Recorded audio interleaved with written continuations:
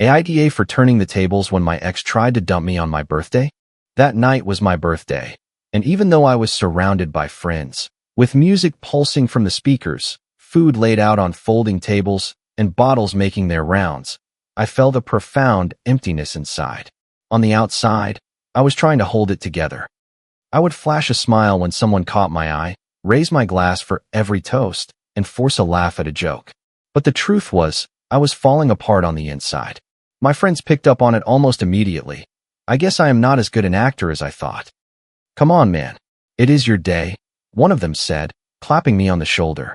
"Live a little, stop overthinking everything." I nodded, took another sip of my drink, and managed a laugh that felt hollow and staged. I could not get Maya, my girlfriend, out of my head. We had a massive fight just hours before, and to understand how I ended up in that state, I need to take you back to that moment. That same morning, Maya called with news that made my blood run cold. In a completely casual tone, she told me a friend had invited her on a last-minute trip. Nothing we had planned, nothing she had mentioned before. She just dropped it on me. "We are leaving this afternoon. It is just a quick thing, a few days." At first, I was sure she was kidding. I gently reminded her that I was turning 28 that day, a birthday we had been talking about for weeks. "I know," she said, "but this just came up. It is spontaneous." I tried to explain that it was not the trip itself that bothered me. I had no issue with her traveling. What hurt was the complete lack of consideration. It blew my mind that she would even consider leaving on this specific day, knowing how much it meant to me. And that is when the conversation spiraled. "You always want to control me," she shot back. "You are so toxic. You do not let me have my own life." That word hit me like a punch. It was not the first time she had used it, but it still stung just as badly. I told her it was not about control. It was about basic respect. I reminded her that I had planned my birthday weeks in advance. I am not the type to throw big parties. I usually go out of my way to avoid them. But this year, I had decided to step out of my comfort zone, largely because she had encouraged me to. It was Maya who had insisted. "Do something big, invite everyone. You deserve it." So I did.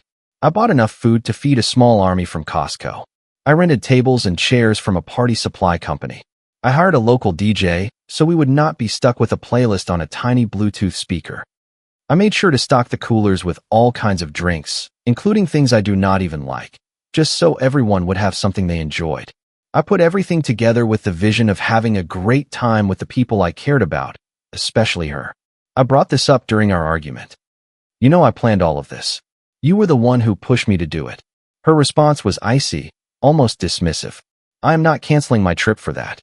In that moment, something I had been feeling for a long time finally clicked into place. She was going to leave, no matter what I said or did. That friend, the same one who was always pulling her into spontaneous plans, last-minute club nights, and unannounced trips, was her priority.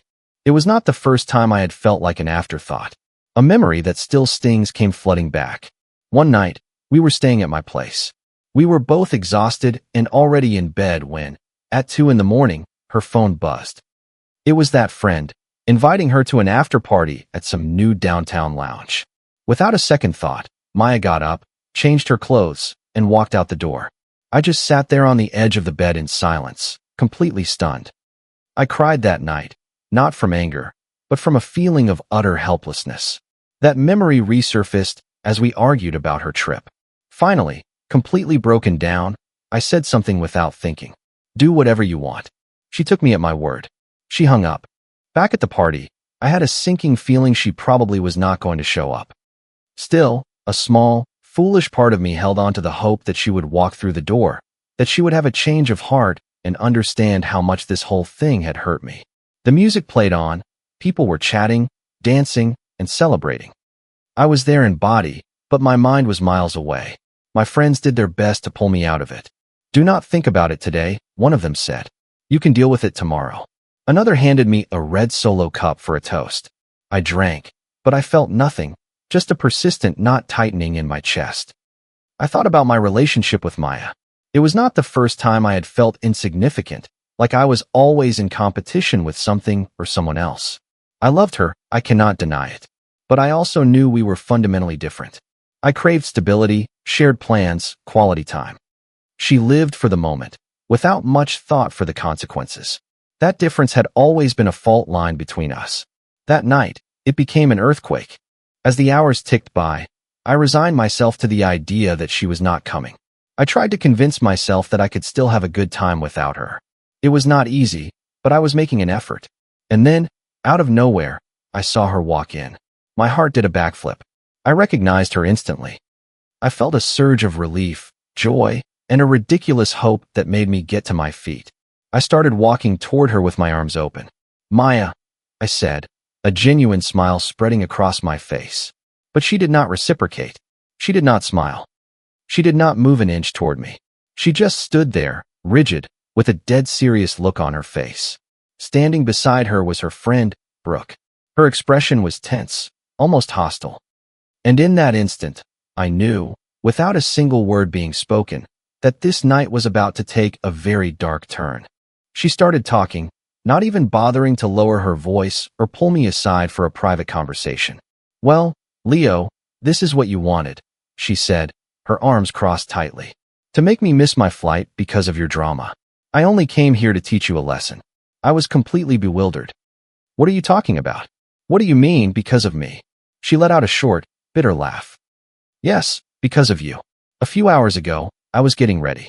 I went back to my apartment, I was getting dressed, and when I went to grab my favorite perfume, I could not find it. I looked everywhere, and then I remembered you had it." It took me a few seconds to process what she was saying. She had left that perfume at my apartment days ago. I had barely noticed it was there. I had not even touched it. "You left it here," I told her. "I completely forgot about it." She scowled as if I had just insulted her. "What difference does that make? It is your fault for not giving it back." I was starting to feel a surge of frustration. "I do not understand.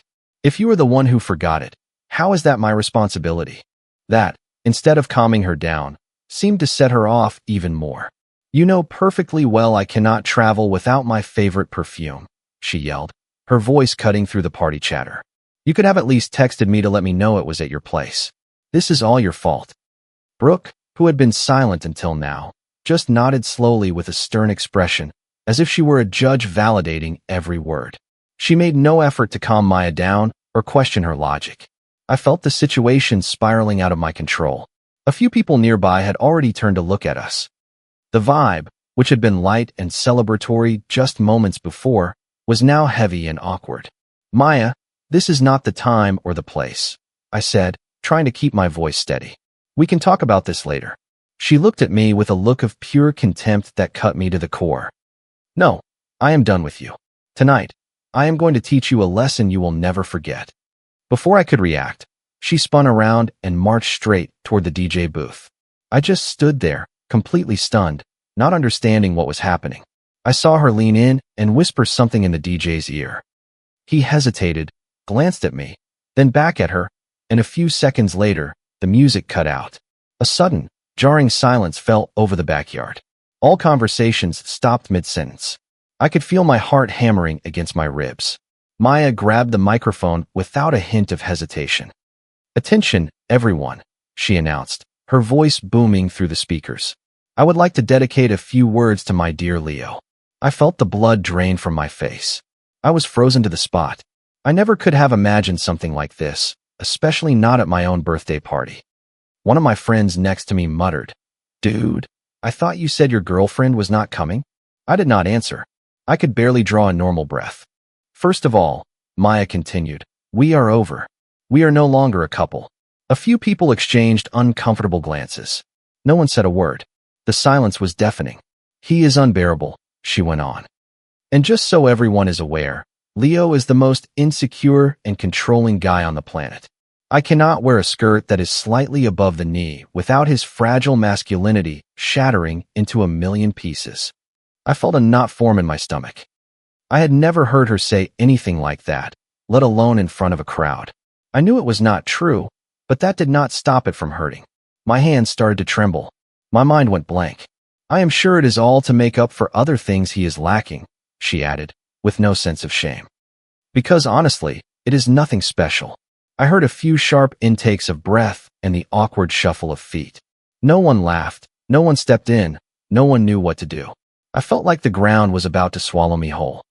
A friend, His face flushed with anger, leaned in and whispered furiously, "What is wrong with her? Say something, man. Do not just stand there." I wanted to speak. I wanted to defend myself, to scream at her to stop, but the words would not come out. I was paralyzed, exposed, and humiliated, and she was not finished yet. "But whatever," she continued with a dismissive wave of her hand. "It does not matter what I say. This guy has so little self-respect that he will always come crawling back to me, begging." Her words hung in the heavy air, cruel and sharp, and I was still just standing there in the middle of my own party, with no idea that this moment she had orchestrated as my ultimate humiliation was about to backfire spectacularly. I do not know what it was, but in that second, something inside me snapped. It was not sadness or shame. It was the very last shred of respect I had for her. As she soaked in every uncomfortable stare, every second of tense silence, I understood something with brutal clarity. She had not come here to talk. She had come to crush me, to assert her power, to make a statement. And in a strange way, that gave me permission. I walked toward her and took the microphone right out of her hand without asking. She looked at me, shocked. "What are you doing? Give that back." "No," I replied, my voice firm. My turn to speak. Her friend, Brooke, took a step forward. "You have no right." "Stay out of this," I said, without even looking at her. "This has nothing to do with you." The DJ was frozen. My friends did not know whether to intervene or not. Everyone was just waiting. I took a deep breath.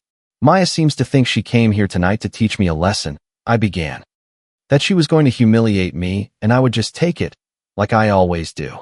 I locked eyes with her. "You were wrong." She smirked with contempt. "What? Are you going to cry now? Or are you going to beg like you always do?" "No. Tonight, I am going to tell the truth, and it is going to hurt you." A murmur went through the guests. "You said I am insecure, that I am possessive, that I do not let you live your life. You want me to tell them why you were always chasing parties, last-minute trips, and attention from anyone who would give it to you." Her brow furrowed. "Because you cannot stand to be alone with yourself," I continued. "When there is no noise, no alcohol, and no one looking at you, you have no idea who you are. You are just a needy girl who needs constant applause to feel loved." "That is a lie," she shot back, her voice rising. "You are just making things up because you are hurt. I was not hurt months ago when you left me alone at 2 in the morning to go to some after-party," I countered calmly. "Today I am not hurt. I am just tired." Her friend shook her head. "You are pathetic." "You were always beneath me," Maya added. "Sure," I replied. "That is why you felt the need to remind me of it all the time." I took a small step closer, not to be intimidating, but to make sure she could not pretend she did not hear me. "You love to talk about my physical appearance, my body, my private life," I said. "Because you thought that was the only thing that could actually wound me." Her lips pressed into a thin line. "But tell me, you want to talk about yours?" A stark silence fell over the yard. She opened her mouth to speak, but I cut her off. "I never did, because I am not a cruel person. But since you decided to make this a public forum, let us go all in." Several people shifted uncomfortably. "You were always complaining that no one looked at you enough, that at parties people only paid attention to you when you were the loudest one, the most out of control, or the most provocative." "Shut up," she seethed, her composure finally cracking. "No," I said firmly, my gaze unwavering. "Do you know why you needed so much validation? Do you know why?" I asked, looking her straight in the eye. "Because you know better than anyone that without all the makeup, without a spotlight on you, and without a few drinks in your system, you just blend into the background." She swallowed hard. "And do you know why your skirts sometimes bothered me? It was not about control, it was because I was embarrassed for you. I have seen you when you think no one is looking, picking apart every single flaw you see in the mirror. You project this image of a free, confident woman. But it is all an act." Her friend let out a gasp of indignation. "Does the truth hurt?" I asked, maintaining my calm. Maya's breathing became rapid and shallow. She was visibly rattled. "You always hid behind that independent woman persona," I continued. "But underneath it all, you are profoundly insecure." "You are disgusting," she told me. "Maybe," I replied, "but at least I do not need to humiliate someone on their birthday to feel powerful." She instinctively reached for the microphone she was no longer holding. "You, without me, are a nobody," she spat. Everyone here knows you are going to come crawling back. And then, against all odds, I smiled. A real, calm smile. That is the thing that terrifies you the most, is it not? I told her. The thought that I will not. She shook her head, but her earlier confidence was gone. You got used to walking all over me. I continued.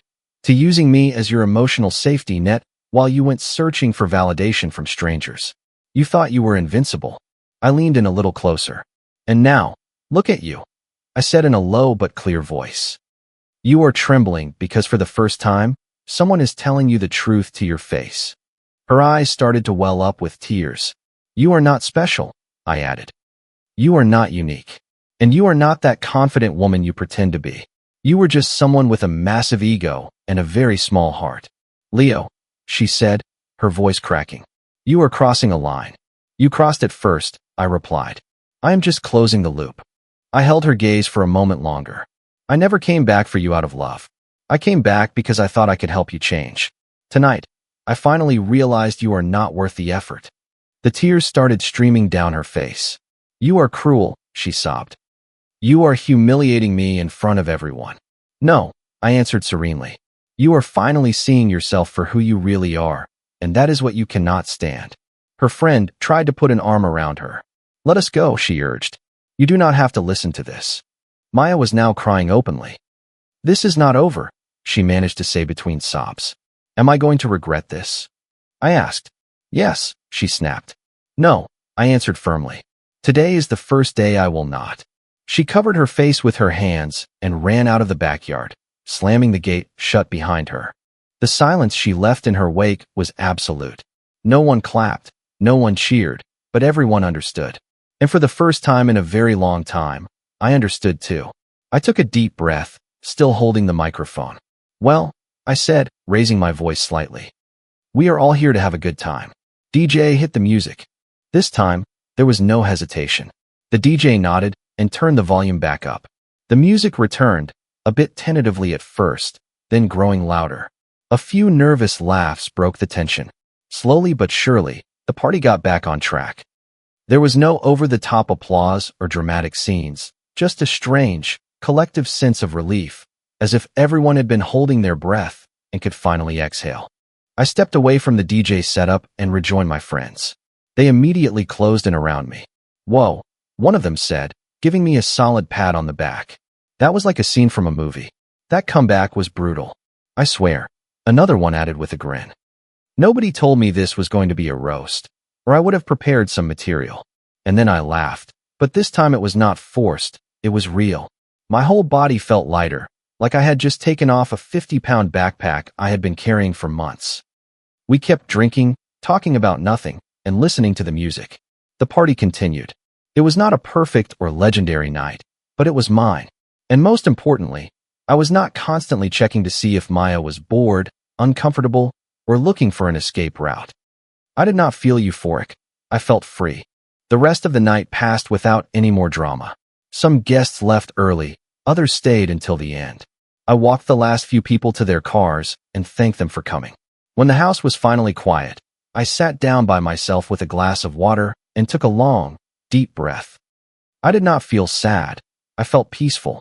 The next morning, I woke up with a mild headache, but that constant tightness in my chest that had been my companion for months was gone. I checked my phone. I had a bunch of texts from friends asking if I was okay, offering their support. From Maya, there was nothing. I thought that was the end of it. I was wrong. That afternoon, a friend called me. Hey man, just giving you a heads up so you are not blindsided.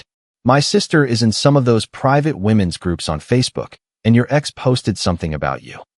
I did not feel the gut punch I would have expected, just a mild curiosity. What did she post? A huge wall of text with pictures of you. She is accusing you of being a misogynist, controlling, and abuser. Says you publicly humiliated her. I asked him to send it to me. When I read it, I saw her strategy immediately. It was a long, emotionally manipulative post, filled with buzzwords and broad accusations. She talked about psychological abuse, toxic masculinity, and gaslighting. She included screenshots of our texts, completely stripped of their context, and photos of me from happier times. She did not deny that I had called her out, but she conveniently left out the entire first half of the story. The funny thing was, I did not feel anger or fear. "Are you okay?" my friend asked. "I can talk to my sister if you want." "No need," I replied. And I meant it. No one who actually knew me would ever believe that was the whole truth. And the people who did not know me would just scroll right past it. Those online spaces are echo chambers. They reaffirm each other's beliefs, but rarely have an impact on the outside world. I did not comment, I did not post a rebuttal, I did not make a video explaining my side. I just moved on with my life, and I think that, more than anything, is what must have hurt her the most. The following days were surprisingly calm. I started sleeping through the night again. I got back into my routine at the gym without feeling guilty. I started reading before bed again. I went out with my friends without constantly checking my phone. I had an uncomfortable, but necessary, realization. It had taken me way too long to set a boundary. Not because I was weak, but because I had confused love with endurance. And that was the biggest lesson of all. For a long time, I lived with the conviction that loving someone meant constantly giving ground. I always believed that loving someone meant staying silent about the things that hurt me, being endlessly understanding, and assuming that if I felt hurt, it was probably my fault for being too sensitive. I thought that when someone crossed a line, the right thing to do was to ask myself what I had done to make them do it. Over time, I understood that was not love, it was fear. The fear of being alone. Maya was not a monster or a movie villain. She was not some evil mastermind plotting my downfall. She was just an immature, deeply insecure person with a bottomless need for external validation. And I, without realizing it, had become the perfect environment for that to grow because I was willing to justify anything, to explain away every slight, every bit of disrespect until I finally broke. I do not regret speaking up that night, and I am not saying that because I am proud of every single word I used. I know I was harsh, but I did it because it was the first time I did not betray myself to maintain a false peace. For the first time, I did not choose silence to avoid a conflict. Sometimes, standing up for yourself is not pretty. It does not sound elegant or diplomatic. Sometimes it is messy, abrasive, and uncomfortable, but it is necessary. I learned a very clear lesson. Anyone who tries to humiliate you in public is not looking for a dialogue. They are looking for dominance. They want to exert power. And if you stay silent, you are just giving them exactly what they want. Today, I can say that I am doing well. I am not perfect, and I do not have all the answers, but I am at peace. And this tranquility I feel right now is something I would not trade for anything. If anyone is reading this and sees a part of their own story in mine, I can only offer you one piece of honest advice. Do not wait as long as I did. No one who truly loves you needs to tear you down to feel strong. Comment. I want to take a moment to reflect on what true self-respect really looks like when we are pushed to our limits. Setting boundaries is rarely a comfortable process, especially when we care deeply about someone. We often confuse love with the endless capacity to endure disrespect just to keep a false sense of peace. True love and healthy relationships should never require you to sacrifice your own dignity or silence your inner voice. Standing up for yourself might feel messy and difficult in the moment, but it is a necessary step toward genuine healing. You have the absolute right to protect your peace and walk away from situations that drain your self-worth. Forgiveness and kindness must always start with how we treat ourselves first. Taking responsibility for your own happiness means learning to let go of environments where you are not valued. I hope you always remember that choosing your own mental well-being is the bravest thing you can do. Let's all commit to building connections based on mutual respect and genuine care. If you liked it, don't forget to leave a comment and support the channel by subscribing. See you in the upcoming stories.